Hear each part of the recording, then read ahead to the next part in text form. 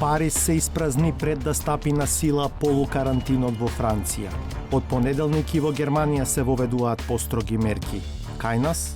Сите треба да ги почитуваме превентивните мерки и во таа смисла рестрикција на движењето едноставно нема да има никаков ефект.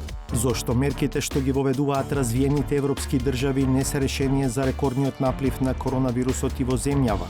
Дали медицинските авторитети се под притисок на владиниот врв кој во прв план ја има економијата? Во дебатата на оваа тема вечерва во 360 степени учествуваат првиот човек на Комисијата за заразни болести Жарко Караџовски, неговиот колега во пензија Драган Даниловски и извршниот директор на Стопанската комора на Северозападна Македонија Дрилони Сени. Сега може ја малку да кажам. Не ми се убацувајте во збор, ве молам.